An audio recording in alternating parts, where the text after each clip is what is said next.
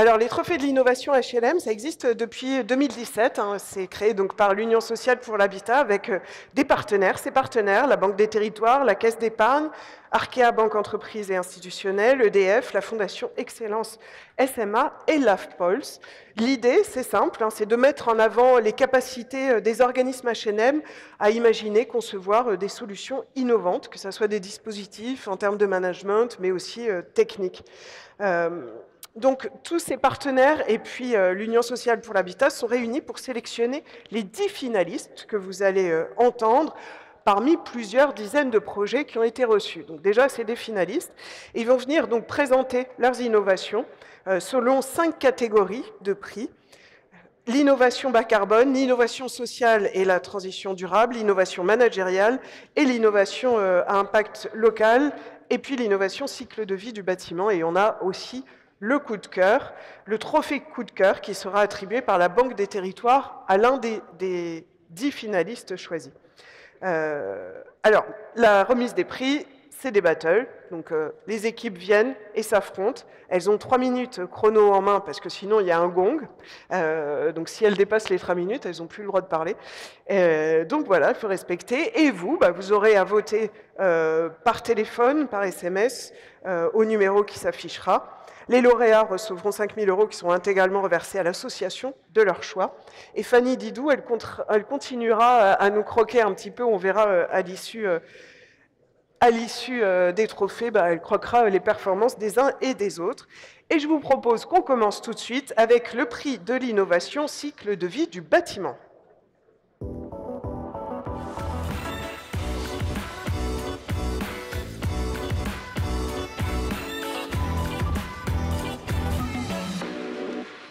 Alors ce prix, il est réalisé en partenariat avec la Fondation Excellence SMA. Il récompense les projets qui portent sur la maîtrise d'ouvrage, la rénovation, le pilotage et l'exploitation des bâtiments. Et pour ce prix, j'accueille Damien Verrière et Stéphane Tout d'Immobilière 3F pour nous présenter un projet de réhabilitation thermique hors site. Alors ils viennent avec le matériel. Et on accueille également Raphaël Frettini du GIE La Meta et Maxime Bitter de Lille Métropole Habitat, ainsi qu'Or-Élise Mailleux de Villogia. Ils vont nous parler économie circulaire. Installez-vous, c'est bon, vous êtes prêts? On commence par vous. Vous avez 3 minutes.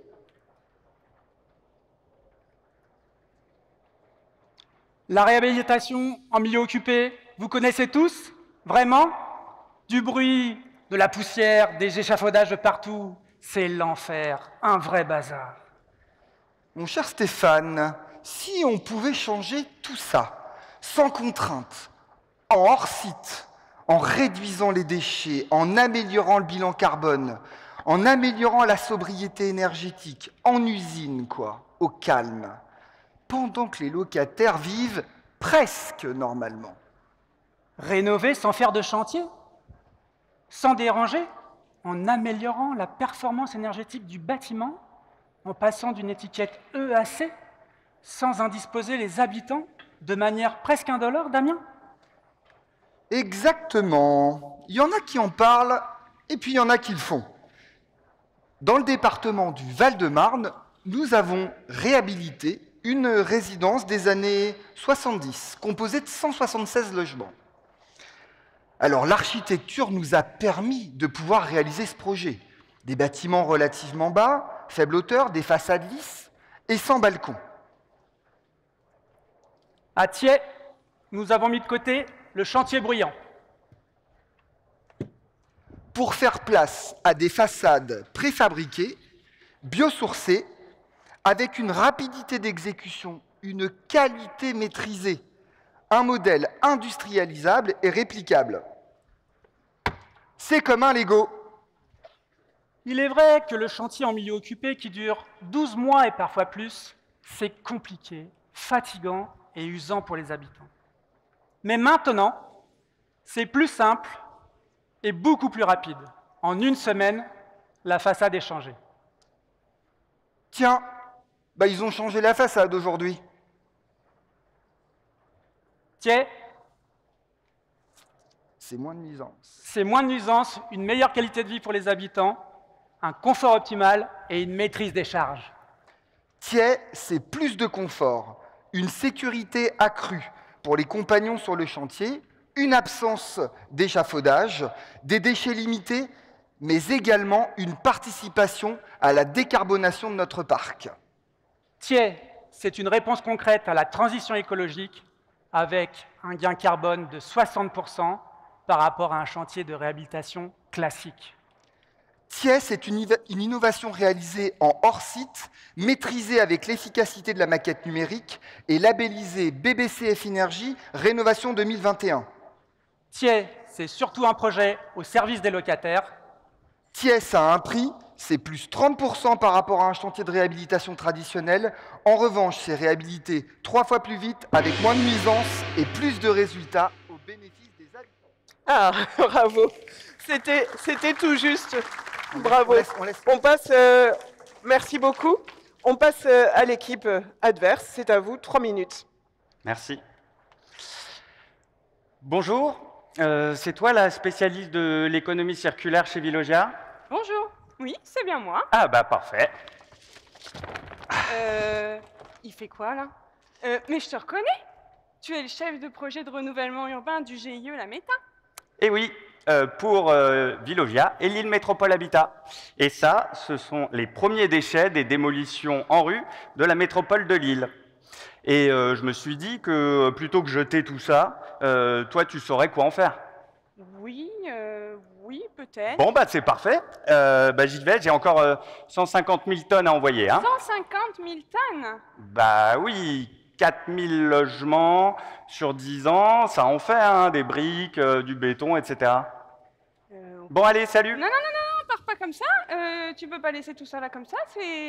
Tout est mélangé. Moi, je peux rien en faire. En fait, si on veut en faire quelque chose, il faudrait commencer par déconstruire proprement, séparer les matériaux, et seulement après, on peut solliciter les acteurs du réemploi et du recyclage. Mais là, on n'est pas prêt du tout. Ah, c'est la tuile. Après, on peut y arriver. Si on mutualise nos forces, et on peut avoir un bel effet d'entraînement. Ah oui, c'est ce qu'ont dit les collègues de l'île Métropole Habitat. Et c'est jouable du coup? Ah, c'est du temps, du travail, il va nous falloir des diagnostics, de l'accompagnement, mais si on y va progressivement, on peut le faire. Par contre, il nous faut quand même l'accord de notre conseil d'administration. Hein. Ah bah ça tombe très bien, voilà notre administrateur et la deuxième image. Bonjour monsieur l'administrateur. Bonjour chers amis. Nous vous présentons une démarche d'économie circulaire pour transformer les déchets des démolitions en ressources. Bah, c'est formidable votre affaire là, mais vous savez que l'ANRU a plus de sous là, hein. Faut pas que ça me coûte trop cher cette histoire. Hein. On va trouver des solutions. Bon, c'est un beau challenge à relever, je compte sur vous. Une chose importante s'il vous plaît, Veolia, l'île Métropole Habitat, ce qui importe pour nous aussi c'est l'emploi local. Débrouillez-vous, mais il faut que ça serve l'emploi local. Oui, on va y arriver. Allez, bon courage, hein, tout à l'heure. De retour en 2025, avec la troisième image. Nous sommes au conseil d'administration de la Méta. Messieurs, mesdames et administrateurs, bonjour à tous. Je vois qu'on est nombreux aujourd'hui. Nous faisons un bilan intermédiaire de notre démarche d'économie circulaire. Le seuil réglementaire est à 70%. Je lis que nous atteignons 98% des matériaux démolis, recyclés dans l'ensemble de nos démolitions NPRU. Bon, les fenêtres ont été déposées soigneusement, elles ont servi à faire de nouvelles fenêtres, les briques ont été réutilisées sur un nouveau projet. Félicitations les équipes. Et en plus, l'emploi local est réussi. Ah, bien joué. Très bien, bravo, belle mise en scène. Merci beaucoup aux deux équipes et on va passer au vote. Donc là, libre à vous de voter pour une équipe ou pour l'autre. Merci beaucoup. C'est à vous. Votez. Vous avez le numéro de téléphone 1 ou 2 pour les équipes. 1 ou 2. La première ou la deuxième. Voilà. Vous faites un SMS au numéro de téléphone. 1 pour la première équipe et 2 pour la deuxième équipe. Libre à vous de choisir. Vous me dites quand vous êtes prêts. Alors, pas encore tout à fait, c'est le premier vote, donc forcément... Ah, il y a la petite musique, donc je pense que... Ça y est, hein? Hop, il faut réafficher le numéro, peut-être, un petit peu. Après, vous saurez, après vous l'aurez, le numéro. Est-ce qu'on peut réafficher le numéro? Peut-être juste une seconde pour le premier. Voilà, 06 44 64 65 04. 65 04. C'est bon pour tout le monde? Allez, on passe au prix suivant, c'est le prix de l'innovation sociale et de la transition durable.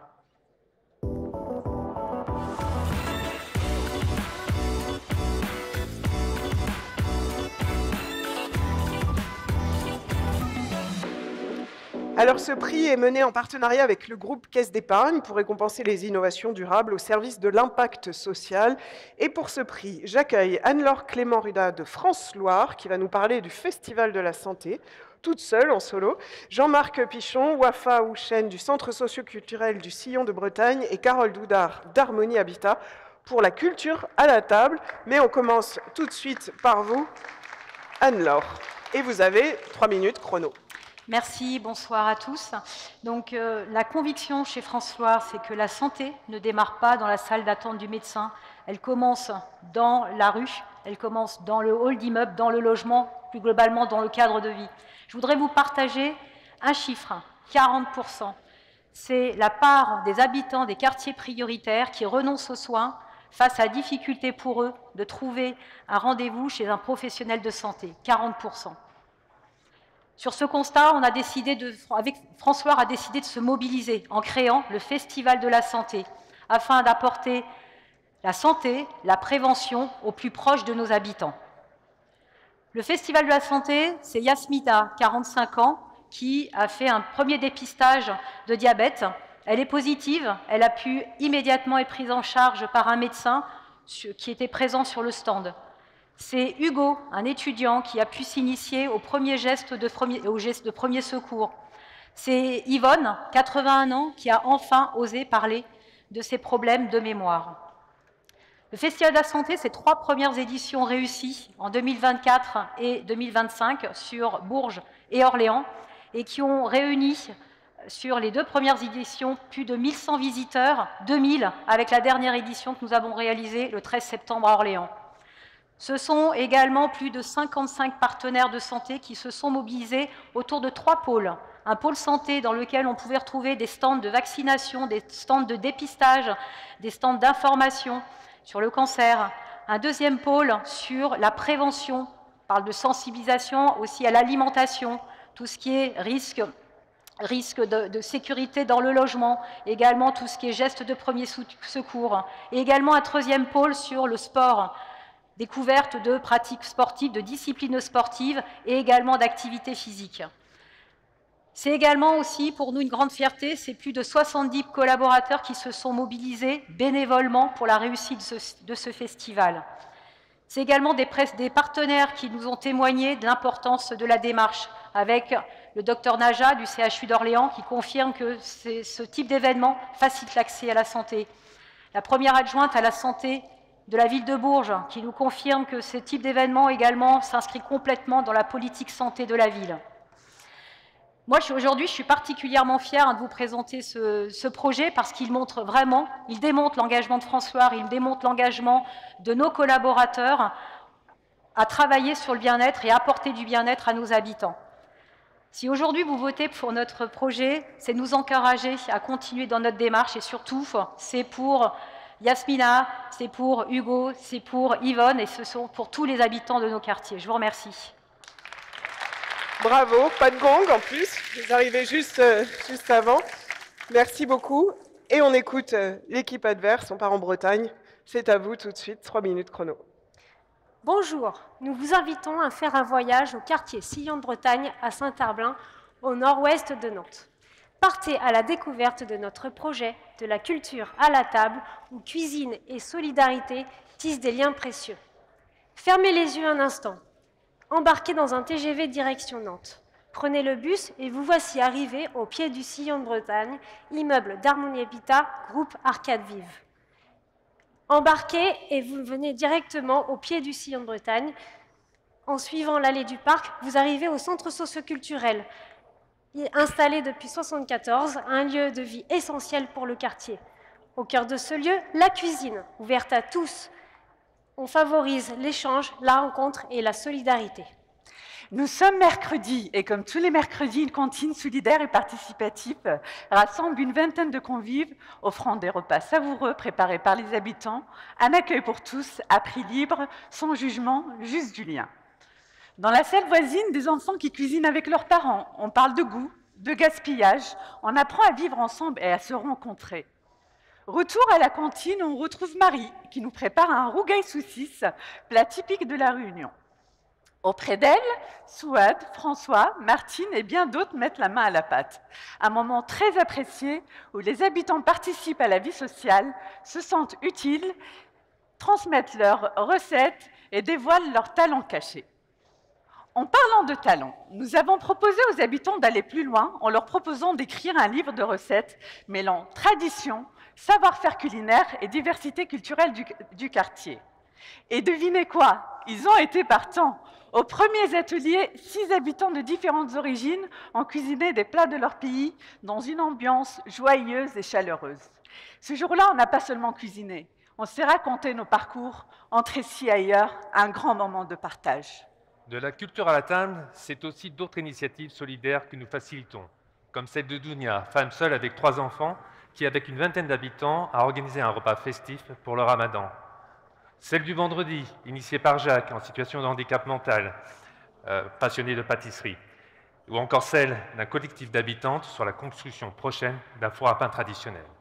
En résumé, de la culture à la table au sillon de Bretagne incarne un modèle d'innovation sociale porté par les habitants, accompagné du centre socioculturel, soutenu par Harmonie Habitat et de nombreux partenaires. Un projet qui tient sa réussite grâce à l'implication de près de 600 personnes. Notre voyage s'achève ici.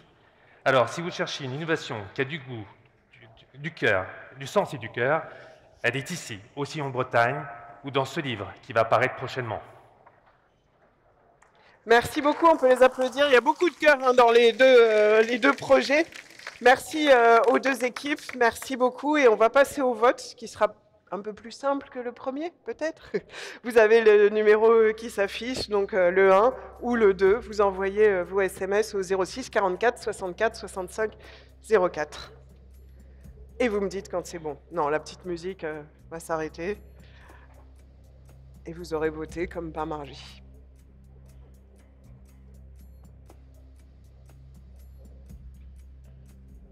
On est bon? Allez. On va passer au prix suivant. C'est le prix de l'innovation à impact local.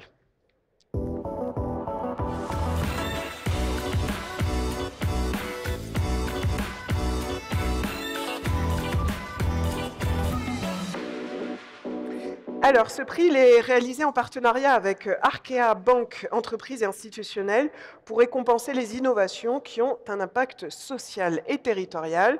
Et pour ce prix, j'accueille Jean-Baptiste Darocchi pour l'OCOL. Il va nous parler de Grandola. Surprise, j'en dis pas plus. On peut l'applaudir. Vous avez amené votre fan club. Et on accueille également Cécile Monneret d'Archipel Habitat et Elodie Péton du Musée des Beaux-Arts de Rennes. Le Musée des Beaux-Arts à Rennes, c'est open bar. On va voir ce que ça donne.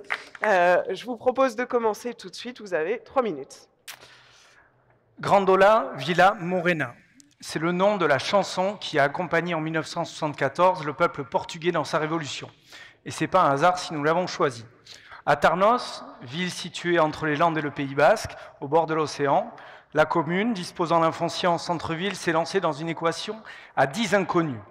Répondre à la demande de logement, éviter l'étalement urbain, préserver la quiétude des voisins, conserver les zones naturelles, accélérer le vivre ensemble, accompagner les publics fragiles, favoriser l'accès à la culture, transformer le centre-ville en zone de rencontre, et le tout en accord avec tous les habitants. Bon, a priori c'est impossible, donc comme c'est impossible, c'était très tentant de relever le défi. Tarnos, l'OCOL et XL Habitat ont donc allié leurs forces et leurs différences pour lancer 2 démarches participatives, une concertation publique à grande échelle. La première avec les voisins et les 13 000 habitants de la ville pour définir le programme et les espaces qui leur seront dédiés, et la deuxième avec les futurs résidents pour définir leurs espaces à eux et leur mode de fonctionnement de demain. Le premier impact de cette concertation, c'est une opération avec un permis accepté, densifié, par les voisins sans recours de permis de construire. Le deuxième impact, c'est une résidence qui ressemble à ses utilisateurs, avec 108 logements en bail réel solidaire ou en locatif social, des espaces mutualisés par et pour les habitants et 2000 m² de surface verte sur une opération en plein centre-ville. L'économie sociale et solidaire va piloter les espaces publics avec un restaurant, un pôle mobilité et une salle de spectacle. Et on retrouve aussi un toit-terrasse municipal cette fois-ci, avec un accès indépendant, un jardin et un bar où tous les Tarnosiens profitent de la vue mer, montagne et forêt.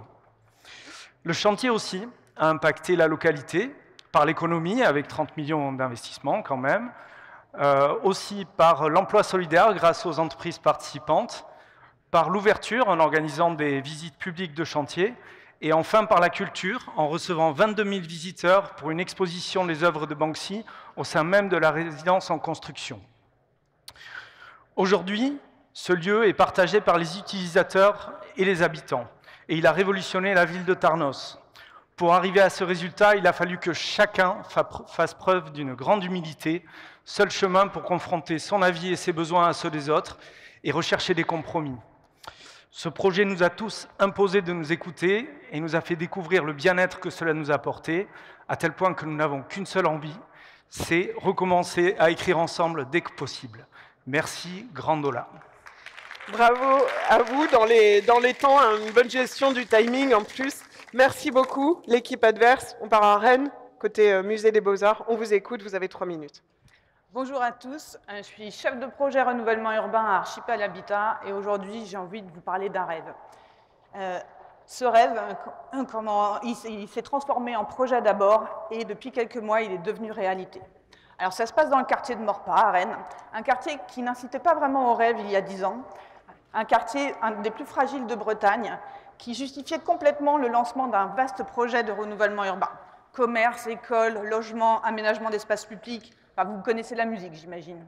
Et c'est en travaillant avec les partenaires du projet urbain qu'une idée a germé, c'est de créer quelque chose qui rendrait les habitants vraiment fiers d'y habiter. Quelque chose qui inciterait également les Rennais du centre-ville, et pourquoi pas les touristes, à venir dans ce quartier. Et ce rêve, ce serait la création d'un musée des Beaux-Arts au sein de notre bar HLM qu'on appelle La Banane.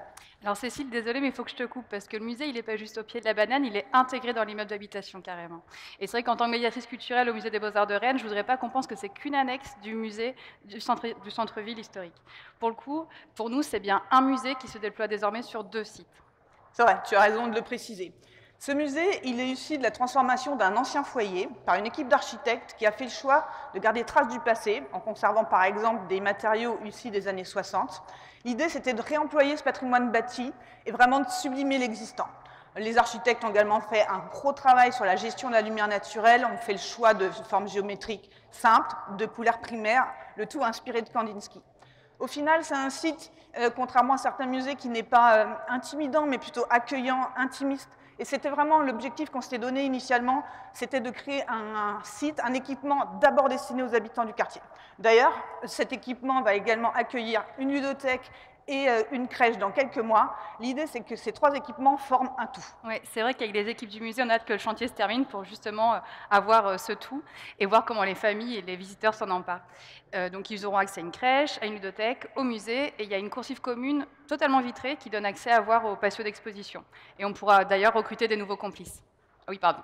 Les complices. Donc les complices, c'est un petit groupe d'habitants recrutés, volontaires, qui participent avec nous au projet d'exposition. Et les premiers complices, ils ont travaillé sur la première exposition avec une artiste, et ils ont pu sélectionner aussi les objets en réserve qui sont présentés dans l'exposition. Donc on espère que... L'idée, c'est que chaque année, on renouvelle le projet et que les complices participent à une des expositions annuelles avec nous, l'équipe du musée. On voit que les habitants du quartier sont déjà très impliqués dans le projet, et les autres, ils viennent au musée? Eh bien oui, parce qu'on a ouvert au 1er février, on a déjà reçu 14 000 visiteurs, donc pour une ville de la taille de Rennes, c'est plutôt un beau succès, on en est fiers, et on a environ la moitié des habitants, enfin la moitié des visiteurs qui sont des habitants du quartier. Donc ça, on en est fiers, et puis on a beaucoup travaillé en proximité avec le centre social, les écoles, les associations du quartier, et même des crèches. Il faut dire aussi que le musée est ouvert du mercredi au dimanche. Ah, ça y est, bon, on a les horaires, c'est déjà pas mal. Merci beaucoup. Merci aux 2 équipes. Merci beaucoup pour ces présentations animées. Et c'est à vous d'agir, à vous de jouer pour le vote. avec toujours le numéro qui va s'afficher, mais que vous avez sûrement maintenant dans vos tablettes.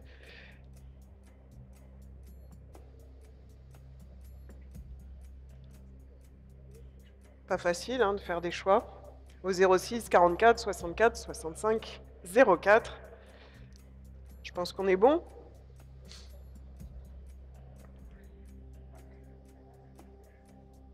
Ça y est, je pense que c'est bon. On va passer maintenant au prix de l'innovation bas carbone.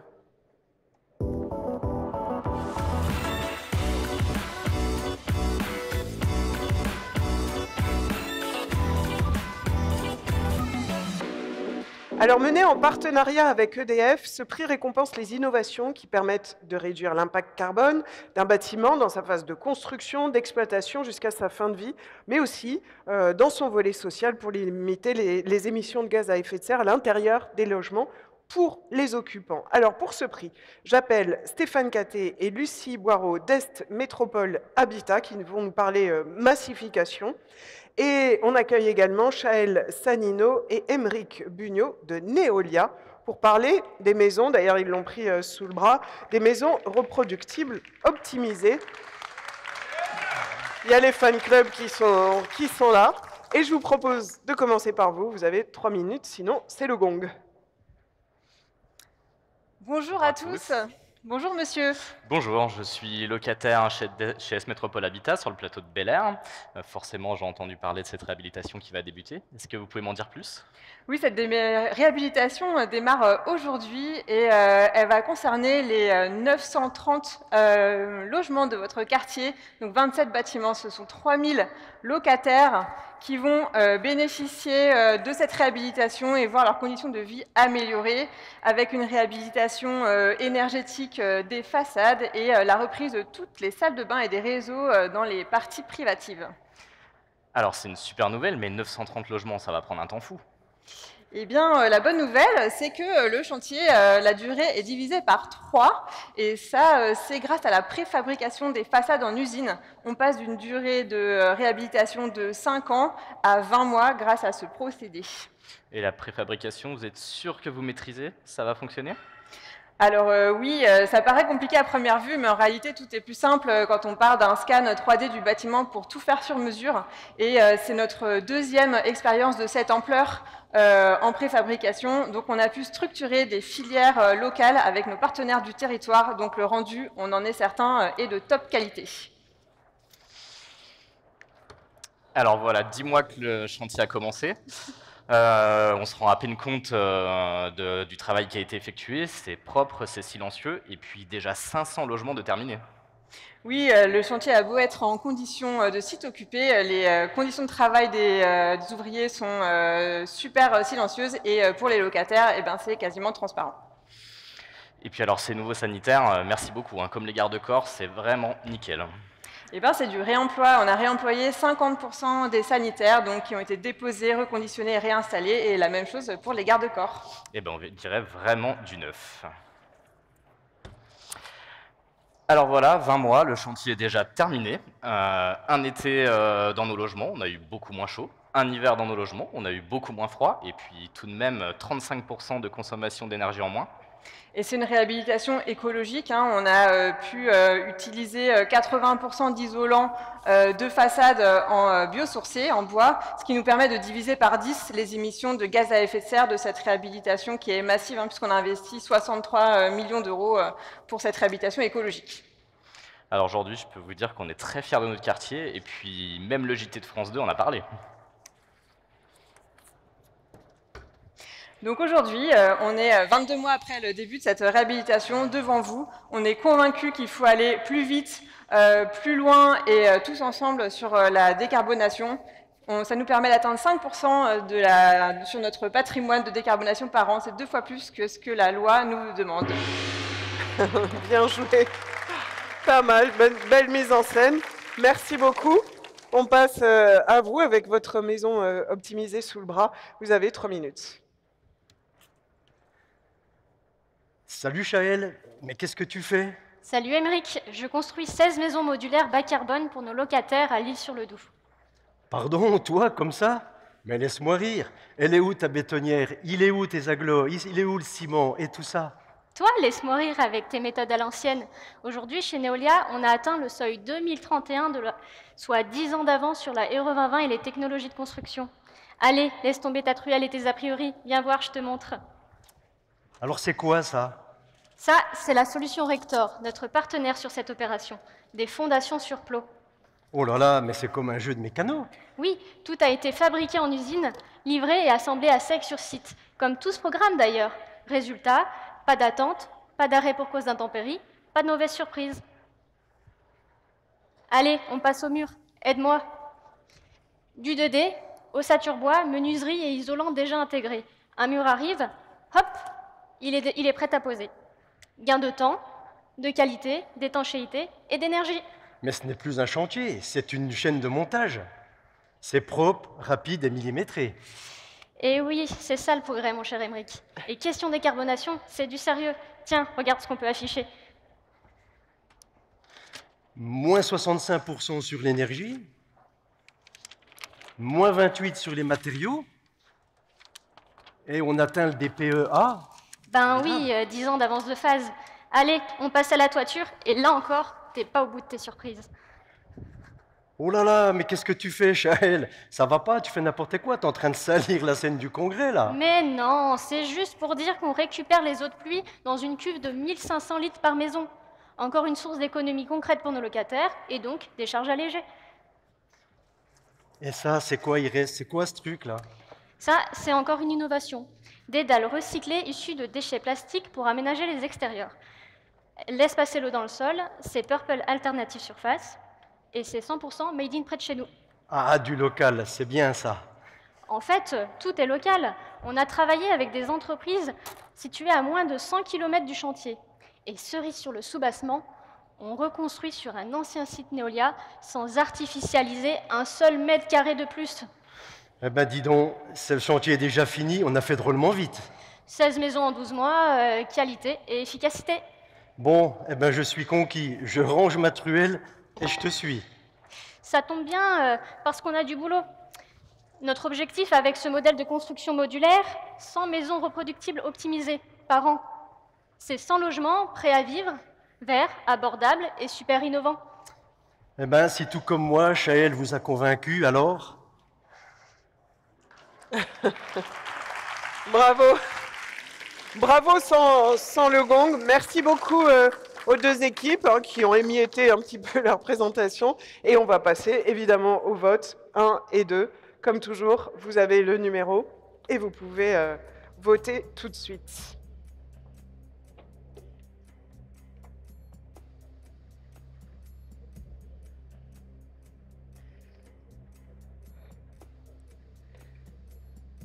Ça va plus vite au fur et à mesure sur le vote. Encore faut-il se décider.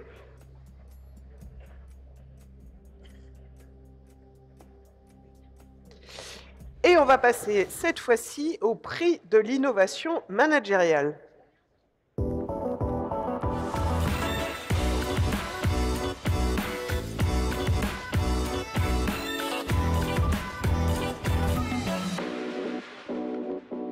Ce prix est mené avec l'AFPOLS. Il récompense les innovations qui portent sur les nouvelles méthodes organisationnelles, les pratiques professionnelles et même les espaces de travail. Et pour ce prix, j'accueille Tiffaine Calixte et Jessie Onillon de Meldomis qui vont nous présenter le passeport d'intégration Welcomis et qui sont venus avec leur fan club. Et on accueille également Chantal Schmitt et Frédéric Schmitt d'Unicil pour le label Unicil Gestion de proximité en site complexe. Il y a des fan clubs des deux côtés, donc ça va être difficile. Et je vous propose tout de suite, je propose à cette équipe, à vous, de commencer. Vous avez 3 minutes chrono. Bon, c'est parti. Premier jour à Meldomis en Anjou, nouvelle boîte, nouvelle organisation, nouvelles angoisses. J'ai beau avoir changé d'entreprise plusieurs fois, c'est toujours la même chose. Le premier jour, je suis perdue. Des acronymes dans tous les sens, des visages que j'oublie, et puis quel sera mon poste dans tout ça? Ah bonjour, vous travaillez ici? Oui, je suis Tiffaine, je suis RH depuis quelques années maintenant. Et toi, c'est Jessie, c'est ça? C'est ton premier jour? Oui, je suis un peu perdue. J'ai peur de me sentir noyée dans cette nouvelle organisation. C'est toujours un peu la panique quand on arrive. Alors, je te rassure tout de suite. Ici, tu vas pas t'intégrer toute seule. Et tu vas avoir du temps pour ça. on a mis en place un outil et on va t'accompagner. Ça s'appelle le passeport d'intégration. Un passeport? Oui, un vrai parcours d'exploration pour découvrir l'entreprise de l'intérieur.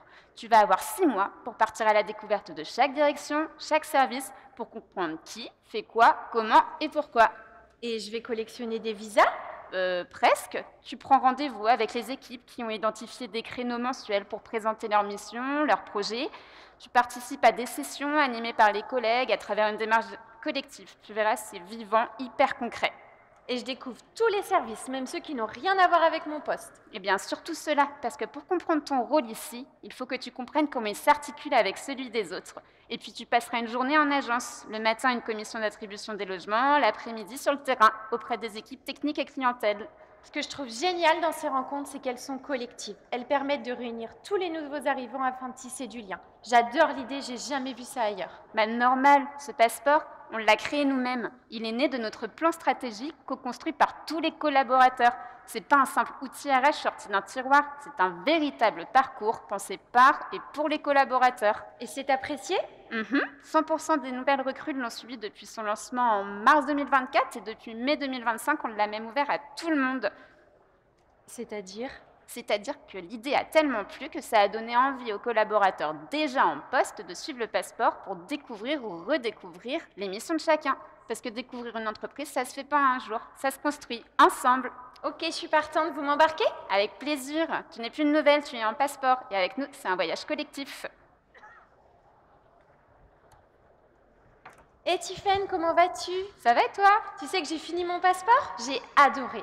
Sortir de son quotidien pour mieux appréhender son rôle et son poste, ça contribue vraiment à la qualité de vie au travail. Ah super, ton retour, ça fait plaisir. Et tu sais qu'on a même identifié d'autres interlocuteurs pour participer à ces créneaux mensuels.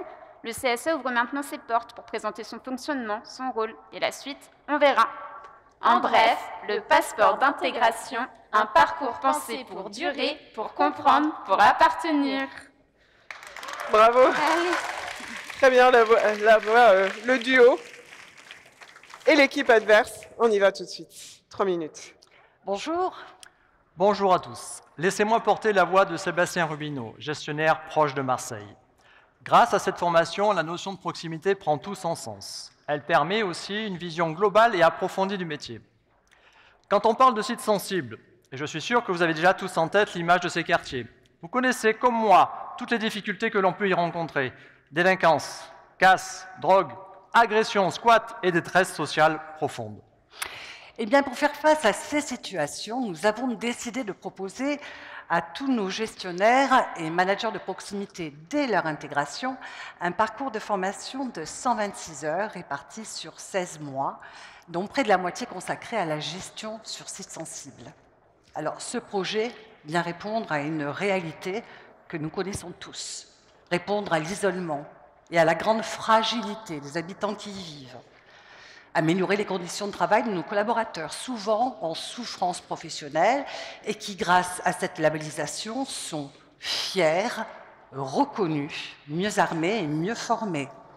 Enfin, répondre à un défi d'entreprise, réduire l'absentéisme, le turnover et faciliter le recrutement en valorisant ces métiers.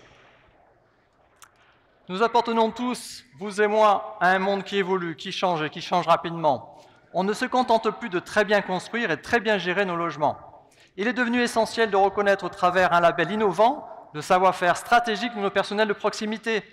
Il s'agit aussi de reconnaître la spécificité des sites complexes, d'en recenser les besoins et d'apporter des solutions adaptées.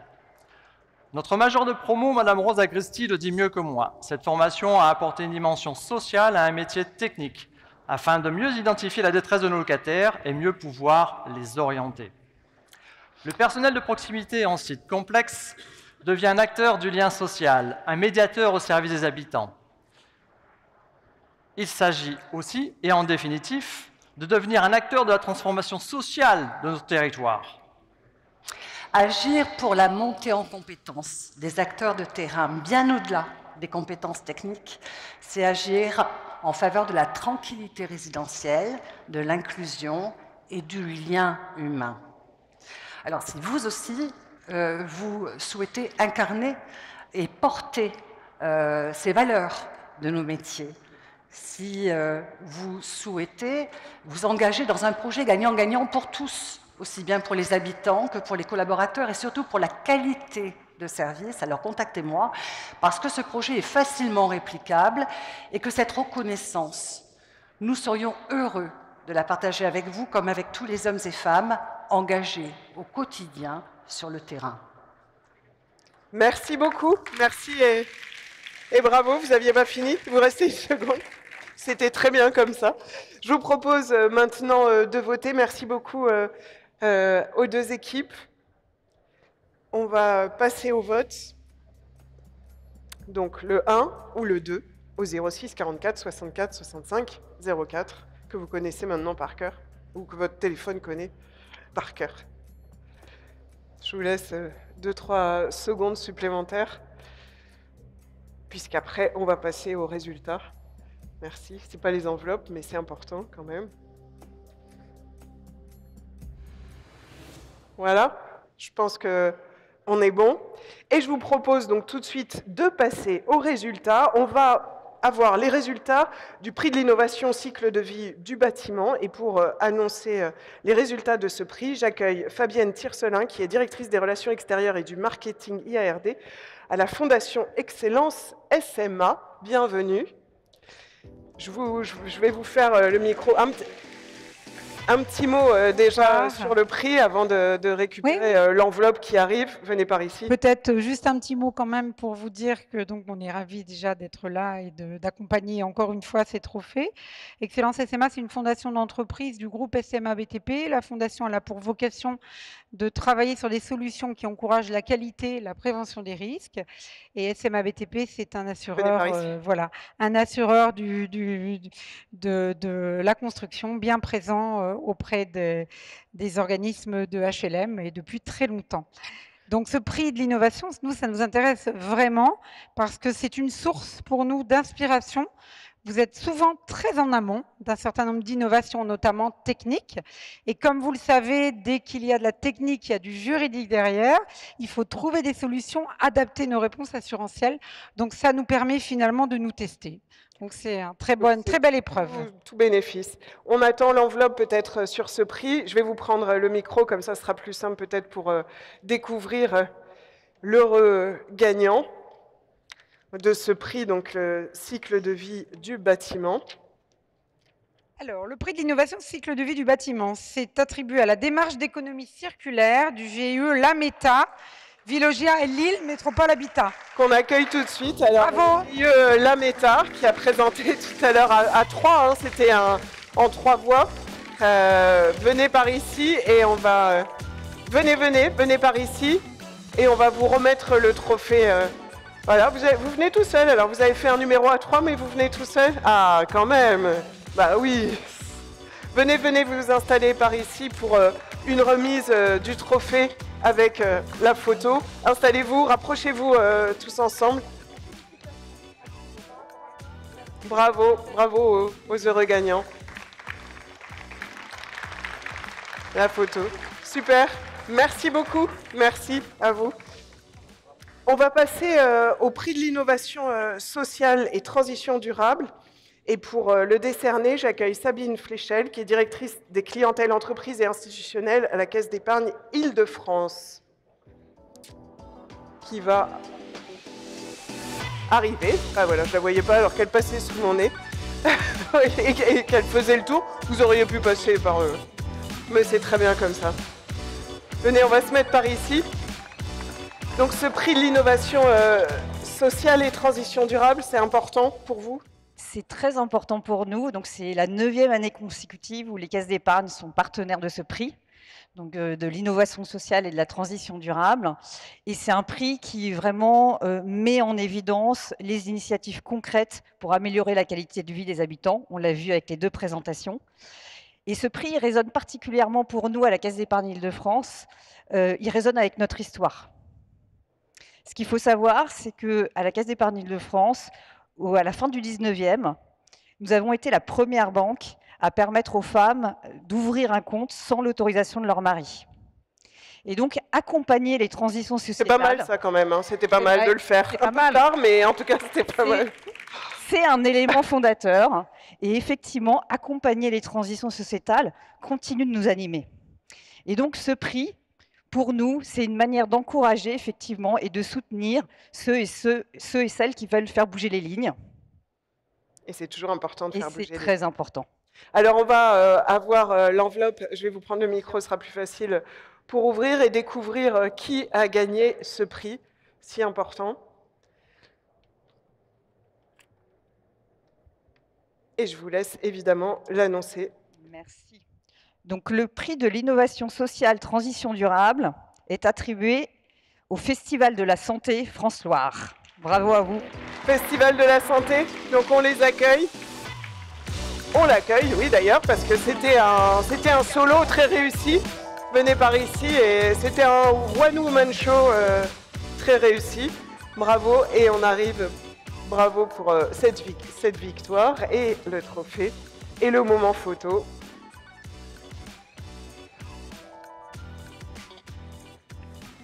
Encore bravo. Il y a le fan club jusqu'au bout. On va passer au prix de l'innovation impact local. Et pour le décerner, j'accueille Laurie Lemoine, directrice du marché immobilier social, qui va arriver par-ci, par-là. Et qu'on applaudit, évidemment. Alors, un petit mot pour ce prix, est-ce que ça représente pour vous ? Oui, tout à fait. Nous sommes très fiers et très heureux, depuis maintenant effectivement 9 ans, enfin 9e année, d'être partenaire des trophées depuis le lancement de l'initiative par l'USH. Et effectivement, voilà, ce prix, je pense, ça met en la capacité que vous avez en tant que bailleur social d'innover de manière historique et au service de vos locataires pour apporter de nouvelles solutions.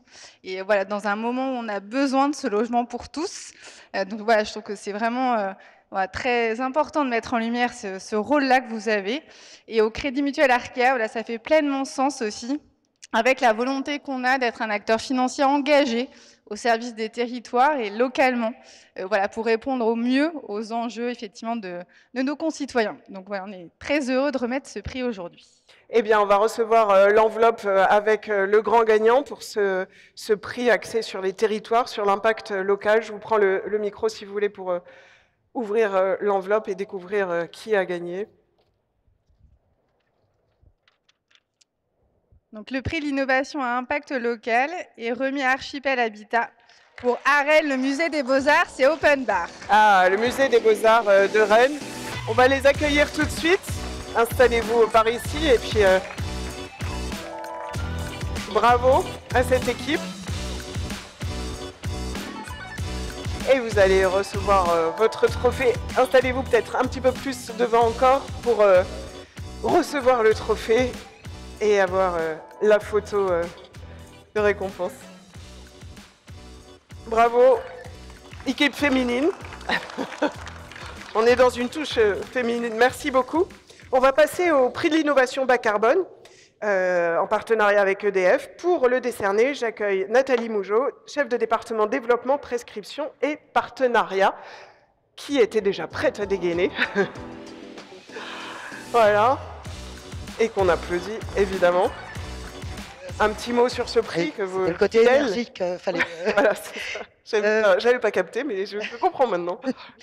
Donc effectivement, les trophées bas carbone, comme vous le savez, EDF est très investi dans la décarbonation des territoires, de ses clients et accompagne les bailleurs sociaux depuis de nombreuses années sur ces sujets, à la fois à travers les dispositifs C2E, à la fois à travers tout ce qui est réduction de la consommation d'énergie et à travers toutes les innovations que le groupe est capable d'apporter.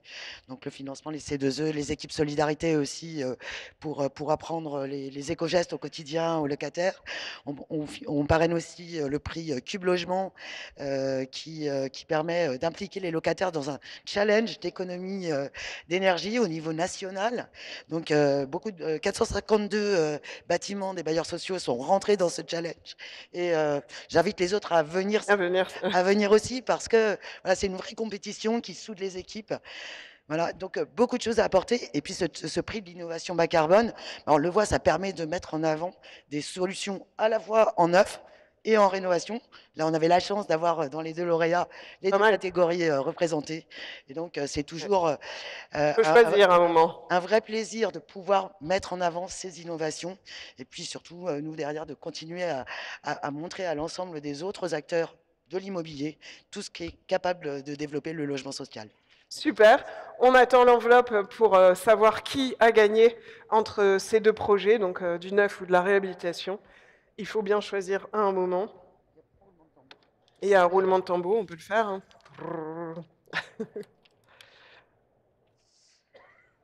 Et le gagnant est les maisons reproductibles optimisées bas carbone de l'Île-sur-le-Doubs de Neolia. L'Île-sur-le-Doubs qui vont arriver donc les gagnants. Bravo, bravo. Il y avait une belle mise en scène. Hein. Il y avait de quoi faire. Il y avait du jeu et. Moi, je vais leur piquer la maison parce qu'elle est extraordinaire. Gros travail. Il y a votre trophée qui arrive. Venez vous installer. Soyez pas timide hein, parce que tout à l'heure, vous avez bien réussi la mise en scène. Hein, oui. Installez-vous devant pour le moment photo. Voilà, bravo, félicitations. C'était bien joué, bien présenté.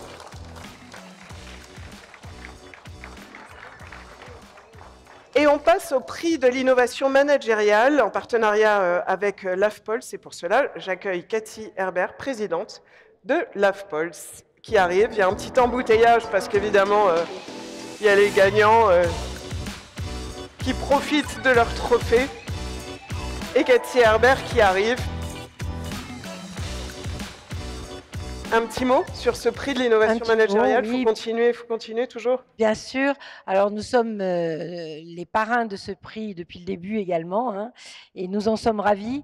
L'innovation et le management, à l'AFPOL, on connaît. Et on est particulièrement attaché à ça. On essaie à chaque fois de se renouveler. Et quand on voit des initiatives comme celle que j'ai pu voir aujourd'hui, eh ben, on voit que dans nos organismes, l'innovation, ce n'est pas un vain mot. Et on est vraiment à la pointe du progrès. Il faut savoir quand même que à peu près un agent des bailleurs sociaux sur 4 part en formation chaque année. Et la moitié d'entre eux partent avec l'AFPOL. C'est plus de 20 000 personnes. Donc, nous sommes très, très fiers d'être à vos côtés et pour répondre à l'ensemble de vos besoins. Et on va découvrir le regagnant avec l'enveloppe qui arrive pour savoir qui des 2 équipes a convaincu davantage. Suspense.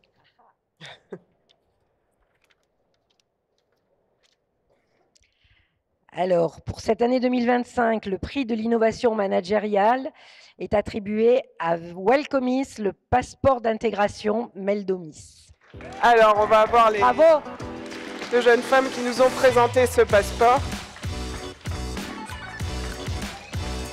Qui vont venir. Bravo, félicitations, c'était bien joué aussi. Bravo. Et vous allez recevoir votre trophée et la photo. Bravo, félicitations. Regardez par là.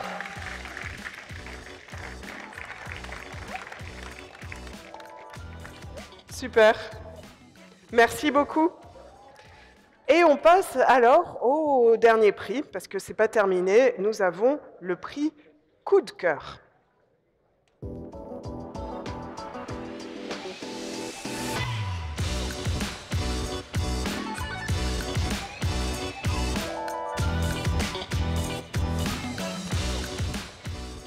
Alors, parmi les lauréats, la Banque des Territoires a choisi son coup de cœur.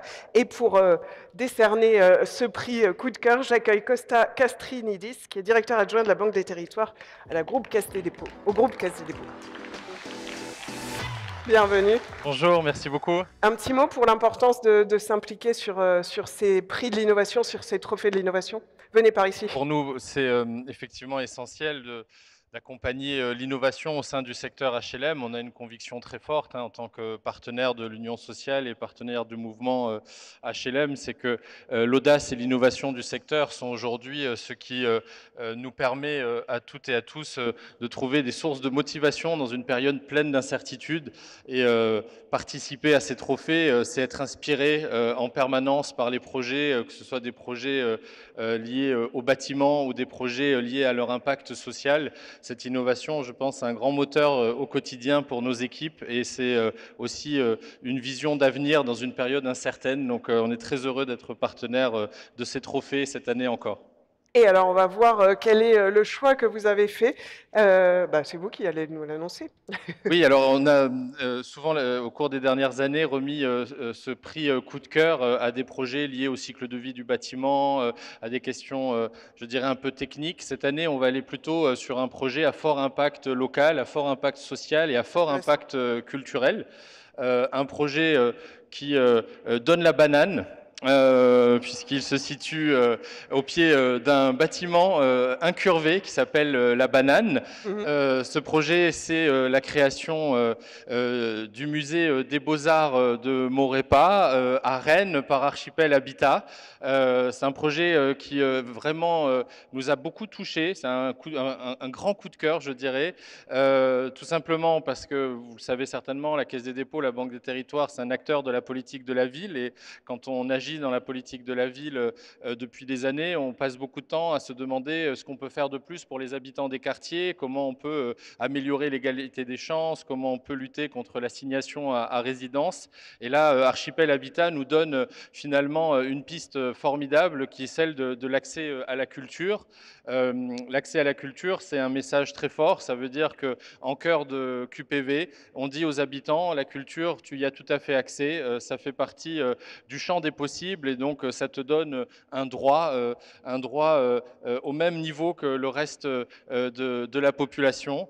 Alors Périclès disait qu'il n'y a pas de bonheur sans liberté et qu'il n'y a pas de liberté sans courage. J'ajouterais qu'il n'y a ni bonheur ni liberté sans accès à la culture et donc un grand bravo à Archipel Habitat.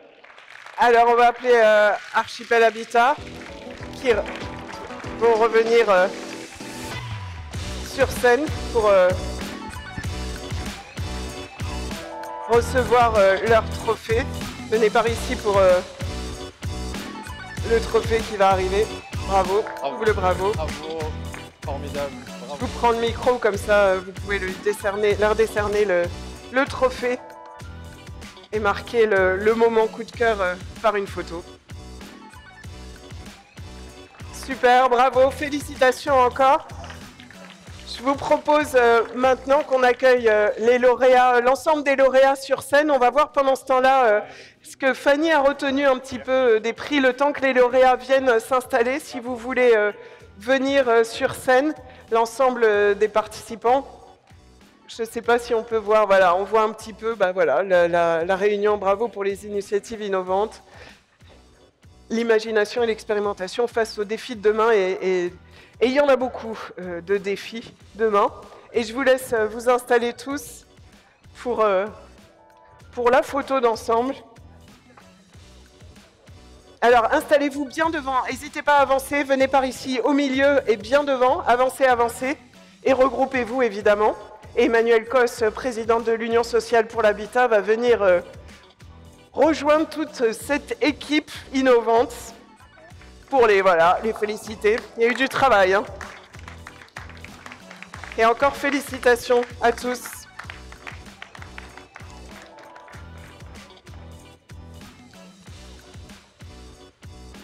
Avancez-vous bien, comme ça vous êtes bien toujours sous les feux de la rampe, avec les partenaires et évidemment Emmanuelle Cos.